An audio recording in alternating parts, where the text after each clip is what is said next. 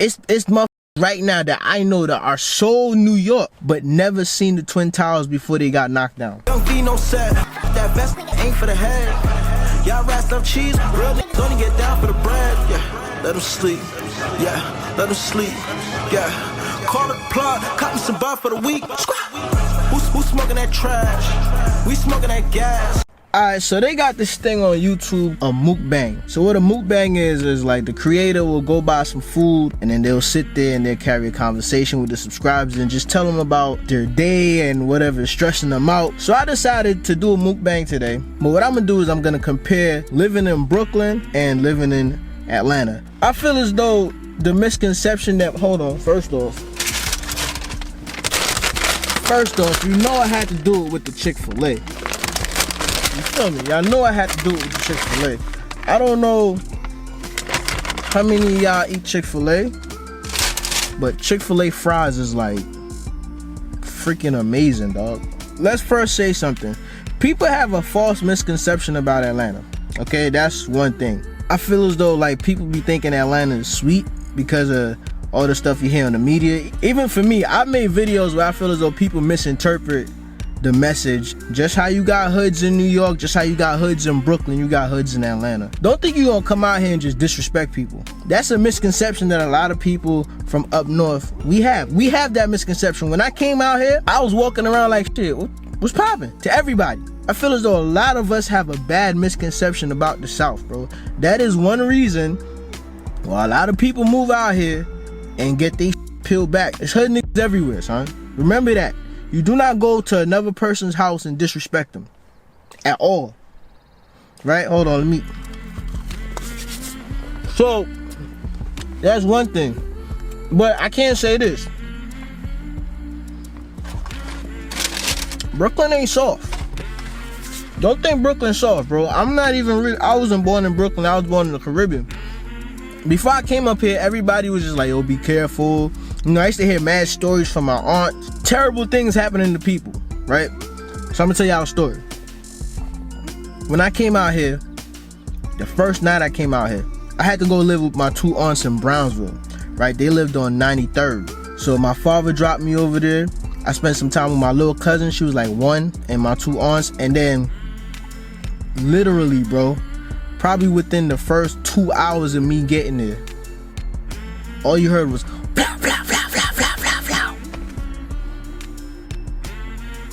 And it sounded close as hell. Now I'm probably like what, 9, 10, I don't remember how old I was, bro. I'm thinking it's firecrackers, and then my aunt and them just shaking their head like, psst. So the next morning, me and my aunt going to the grocery store, and it's a police caution tape around by the next house. Come to find out, somebody got shot outside, right pretty much in front of our apartment, bro, but the next house over. And that was my first night in Brooklyn.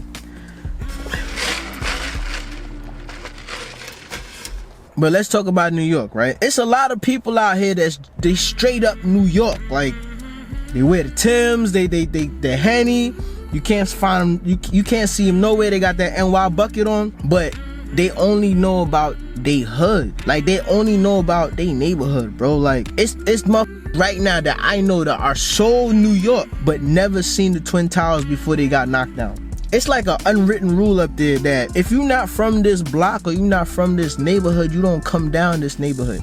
Like, a lot of neighborhoods have that, but in New York, that rule is implemented more. Like, you gonna go down a block, you gonna hear and this is gonna run your pockets or they gonna jump you. That's how it was when I was growing up. Like, it wasn't friendly, bro. Like, to me, I feel as though if it wasn't for school field trips, bro, I would have never known what Manhattan looked like. Even though, you know, when I got older, I used to go to Manhattan a lot because my aunt's boyfriend was the bootleg man. And, you know, we used to have to go get them DVDs. I moved to Atlanta. I've been all over Georgia, bro. Like, I've been to Bankhead, I've been to Buckhead, I live in Sandy Springs, I lived downtown, I lived on Piedmont, I lived on Peachtree. Like, I've been everywhere, bro. I've been to Boulevard. Like, the thing about Atlanta hoods, bro, like, they not, as long as you don't disrespect nobody, they welcoming, bro. To me, at least, they welcoming. Now, don't get it twisted. Like, you have certain people who gon' try you, but besides that, I go all around and I go play basketball and stuff like that, You get in little arguments, but it don't be that bad.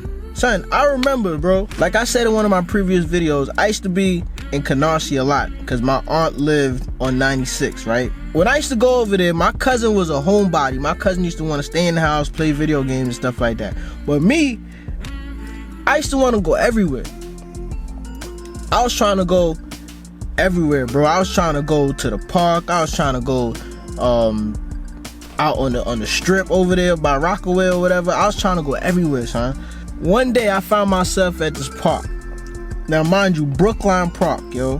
Brookline Projects is like 3 blocks away from the park, and them Brookline niggas was grimy. It was a low-key saying that like you don't go to Brookline Park because they used to do it so dirty that somebody would drive by the park thinking you actually one of them dudes in the projects and just like light it up. Alright, so anyway, one day I went to the park, right? And it's me, my man Marcus, and it's like a whole bunch of dudes, and they all from Brookline Projects. So we in there hooping or whatever, and I'm busting they ass. When I say I'm busting they ass, I'm busting they ass, bro. So like we played 2 games. There's this chubby kid that's guarded me. Giving it to him. Whoops. Violating, right? And meanwhile, he talking crazy, but I'm talking back. But I'm talking back kind of reserved. You feel me? Cause I know what it is. Like I know y'all. I know what time it is. So I ain't trying to sound too crazy. I was just like, yo, man, play some D. So he kept on. Every time I said something, he'd repeat it. He like, play some D, right? Alright. So we played 2 games. I violated. Alright. So before the 3rd game started, right? My man Marcus was like, yo, bro, go home. I was like, what you mean go home? He's like, yo, bro, go home. I'm like, yo, bro, nah, bro, I'm about to bust these out. He's like, son, I'm telling you, son, go home, son. So I'm like, why, my nigga? He's like, bro, them niggas about to flip you. I was like, what? He's like, yeah, bro, they plotting on you. So I eased my way up out of there, son. Like, I eased up out of there so smooth, I didn't know how they didn't see me. By the time I got to the next block, I was gone. I was gone, bro. Some Brookline Projects, bro. Brookline niggas was dirty, son. I remember that.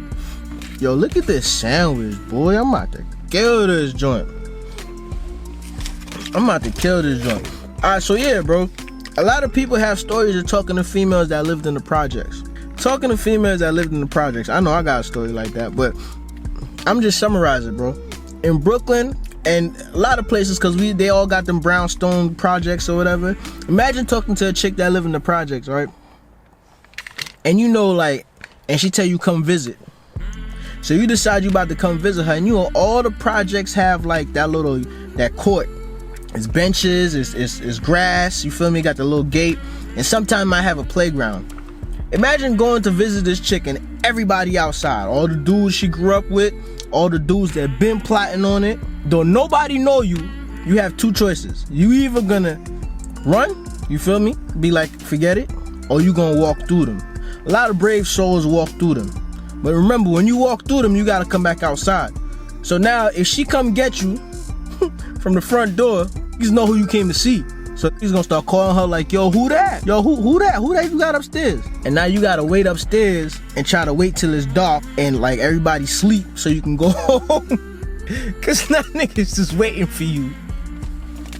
Bro, there's so much stories, bro. Like, but the reason I said all that is like in Georgia, bro, well in Atlanta, you know, you can move around, bro. I've been to more places. I know more places out here around the city than I know in New York.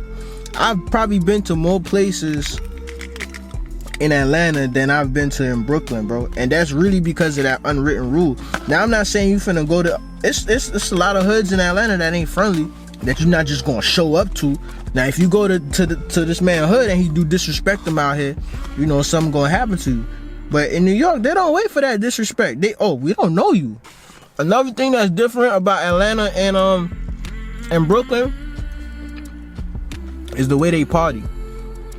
So when I first came out here, I ain't like the fact that when we go to the club or we go out, people just standing there trying to look cool. In New York, I'm used to like walking around the crowd looking for a little joint so I could jam up on it. You feel me?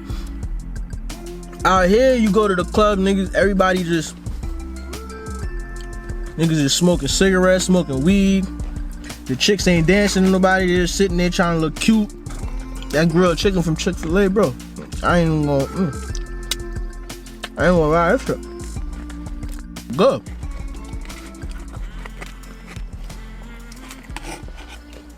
That shit good.